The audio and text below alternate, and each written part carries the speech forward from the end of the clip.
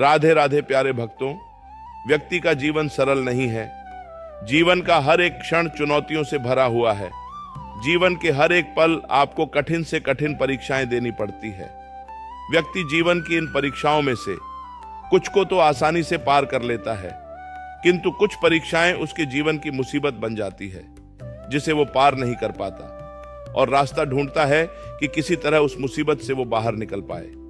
प्यारे भक्तों, श्री कृष्ण ने कहा है कि जिस प्रकार आग का स्वभाव जलना और पानी का स्वभाव शीतलता है, उसी प्रकार इस भौतिक संसार का स्वभाव ही समस्याएं हैं। जीवन में समस्याएं तो आएगी, परंतु उन समस्याओं से घबराना नहीं है। हर एक समस्या को चुनौती के रूप में स्वीकार करो और डट कर उनका सामना करो। सोना जब तक आग में नहीं तपता वह कुंदन नहीं बनता। हीरा जब तक घिसा नहीं जाता वह चमकता नहीं। इसी तरह मुसीबतें यह परखने आती हैं कि हमारा विश्वास कितना पक्का है। प्यारे भक्तों, जब एक छोटा बच्चा अकेले सड़क पार करता है तो डरता है, लेकिन जब वह पिता की उंगली थाम लेता है तो भीड़ और गाड़ियों का डर खत्म हो जाता है। उसी तरह व्यक्ति जीवन की मुसीबतों का सामना अकेले करता है, इसीलिए वो उनसे बाहर नहीं निकल पाता। किंतु अगर वो भक्ति मार्ग पर चलकर ईश्वर को अपना साथी बनाता है तो जीवन की किसी भी मुसीबत को वो पार कर सकता है। ईश्वर की भक्ति में शक्ति होती है।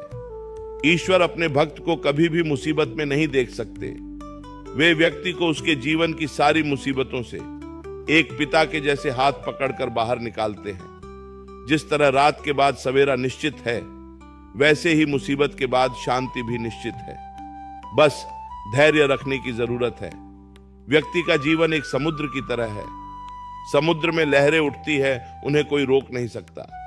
उसी तरह व्यक्ति के जीवन में भी मुसीबतों की लहरें आती ही हैं, किंतु एक कुशल नाविक वो है जो उन उफनती लहरों के बीच अपनी नाव को संतुलन के साथ चलाए।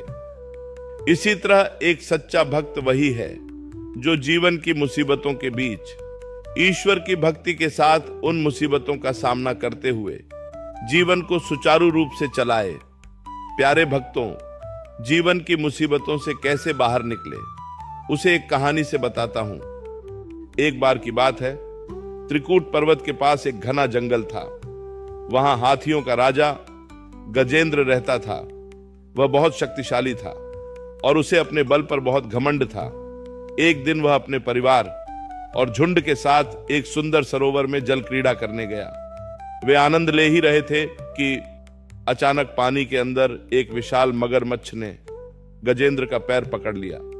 गजेंद्र ने अपनी पूरी ताकत लगाई पैर छुड़ाने में। उसने सोचा, मैं इतना विशाल और शक्तिशाली हूं, मैं इसे आसानी से हरा दूंगा। लेकिन पानी के अंदर मगरमच्छ की ताकत ज्यादा थी और बाहर हाथी की। संघर्ष चलता रहा। गजेंद्र के परिवार ने उसे बचाने की कोशिश की, सूंड से खींचा, लेकिन जब बहुत समय बीत गया और लगा कि गजेंद्र नहीं बच पाएगा, तो धीरे धीरे सब उसे छोड़कर चले गए। गजेंद्र अकेला रह गया। कथा कहती है कि यह संघर्ष 1000 वर्षों तक चला। गजेंद्र का शरीर थक गया, बल क्षीण हो गया। उसे एहसास हो गया कि उसका शारीरिक बल, उसका परिवार और उसका धन वैभव मृत्यु रूपी मगरमच्छ से उसे नहीं बचा सकता। जब गजेंद्र की सूंड का केवल सिरा पानी के बाहर बचा था, तब उसने अपनी ताकत पर भरोसा छोड़ दिया। उसने सरोवर से एक कमल का फूल उठाया और आकाश की ओर देखकर भगवान को पुकारा। उसने कोई मांग नहीं रखी, बस पूर्ण समर्पण भाव से स्तुति की। इस स्तुति को गजेंद्र मोक्ष स्तुति भी कहते हैं। और उसी क्षण भगवान विष्णु गरुड़ पर बैठकर आए और अपने सुदर्शन चक्र से मगरमच्छ का मुंह फाड़कर गजेंद्र को मुसीबतों से बाहर निकाल लिया।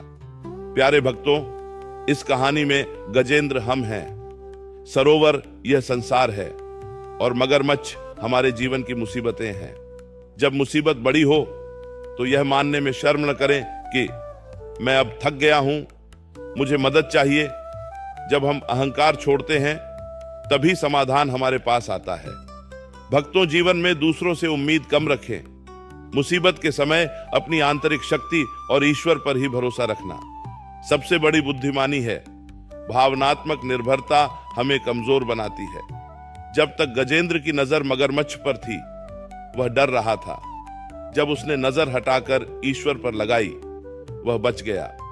प्यारे भक्तों, मुसीबत के समय हम अक्सर हाय ये क्या हो गया का रोना रोते हैं।